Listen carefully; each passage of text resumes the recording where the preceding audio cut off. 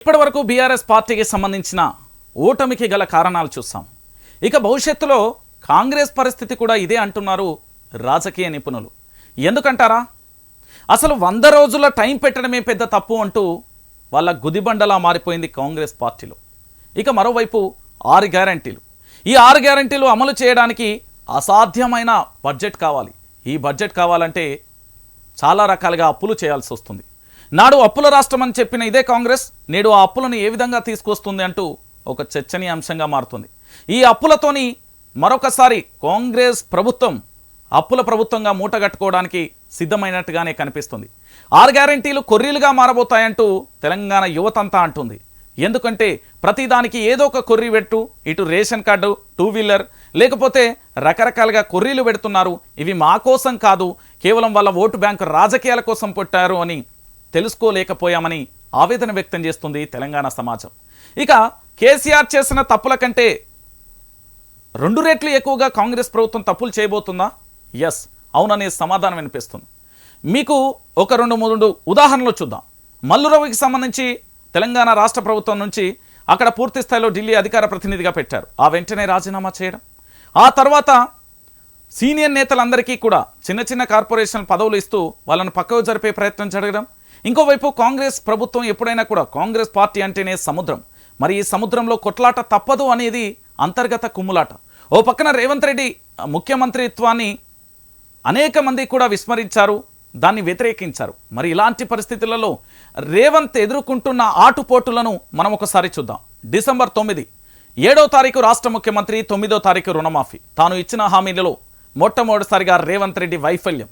ఇక మరోవైపు రైతులకు సంబంధించి రైతు బంధు వేయకపోవడం మరో పెద్ద పొరపాటు. ఇక ఇంకో అడుగు ముందుకేస్తే పింఛన్లు కూడా సరిగ్గా ఇవ్వలేని పరిస్థితి.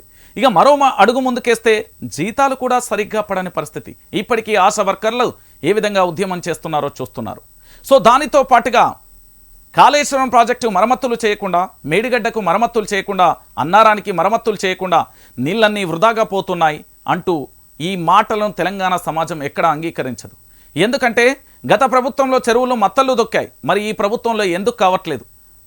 తప్పు ఎక్కడ జరుగుతుంది? అప్పుడున్న వ్యవస్థే అధికారులు ఉన్నారు, అప్పుడున్న శాఖలే ఉన్నాయి, కానీ ఇప్పుడు ఎందుకు చేయలేకపోతున్నారనేది మరొక అంశం కూడా తెర మీదకి వస్తుంది. సో దీంట్లో భాగంగా ఏం చేయబోతారనేది సందిగ్ధత నెలకొంది.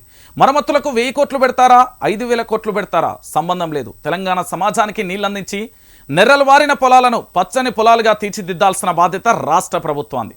ఇప్పటికీ మెగా డిఎస్సీ వేస్తామంటూ చెప్పిన కాంగ్రెస్ ప్రభుత్వం ఇప్పటికీ వేయకపోవడం ఓ శోచనీయమైన అంశం. సో రేపు భవిష్యత్తులో జరగబోయే పరిణామాలకు బాధ్యత కాంగ్రెస్ ప్రభుత్వంది. మహాత్మా జ్యోతిరావు పూలే ప్రజాభవన్ అని పెట్టారు. ప్రగతి భవన్ను కాస్త ప్రజాభవన్గా మార్చడం ఓకే, కానీ ఇక్కడ అదే నిరుద్యోగులకు లైబ్రరీ అన్నారు. ఎక్కడ పోయిందని వ్యతిరేకత మొదలైంది. అక్కడే ముఖ్యమంత్రి గారి నివాసం ఉంటే తప్పేంటి? గత ముఖ్యమంత్రి గారి నివాసం అక్కడే కదా, మళ్ళీ 100 కోట్ల రూపాయలు వెచ్చించి వేరే కాడికి వెళ్ళడం ఎందుకు అంటూ కూడా తెలంగాణ సమాజం ప్రశ్నిస్తుంది. ఇక దానితో పాటుగా కాంగ్రెస్ ప్రభుత్వం చేస్తున్న అత్యంత భయంకరమైన తప్పిదం ఏంటంటే ప్రజా సమస్యలు నేరుగా మహాత్మా జ్యోతిరావు పూలేని ప్రజాభవన్గా పెట్టిన దాంట్లో ఎన్ని ఫిర్యాదులు తీసుకున్నారు, ఎన్ని సమస్యలు పరిష్కరించారు, ఎన్ని ప్రజల్లోకి వెళ్ళాయి, వీటన్నింటికీ ఎందుకు సమాధానం చెప్పలేకపోతుంది? నేను నేరుగా ఉంటానని చెప్పిన ముఖ్యమంత్రి అదే మాటను అసెంబ్లీలో నేను ఉంటా అని ఏనాడూ చెప్పలేదు అనడం ప్రజల్లోకి ఏ సందేశాన్ని ఇస్తుంది? ఇకపోతే కొత్తగా ఏర్పడిన ప్రభుత్వం 3 నెలలు కూడా కాలేదు, అప్పుడే మంత్రులకు సంబంధించిన అవినీతి బట్టబయలవుతుంది. ఇది దేనికి సంకేతం? ఇంకోవైపు ప్రశ్నించే గొంతుకల మీద ఇప్పుడే హుక్కుపాదాన్ని మోపితే భవిష్యత్తులో ప్రభుత్వం కలం చేతిలో ఓడిపోదా? ఎన్ని ప్రభుత్వాలను చూడలే అంటున్నారు తెలంగాణ సమాజం. రైతులు తలుసుకుంటే గుండెలలో పెట్టుకుంటారు పార్టీని, అదే రైతులు వద్దంటే కాళ్ళ కిందేసి తొక్కుతారు. ఈ విషయాన్ని కాంగ్రెస్ ప్రభుత్వం మర్చిపోయిందా?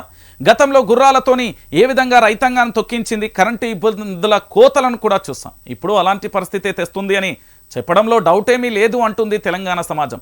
ఇకనైనా దీన్నైనా చూసి కాంగ్రెస్ ప్రభుత్వం మారాలి అని ఆశిద్దామా, లేకపోతే ప్రజాప్రభుత్వం ప్రజాస్వామ్యం అని చెప్పే ఈ ప్రభుత్వం నిజంగానే న్యాయం చేస్తుందా?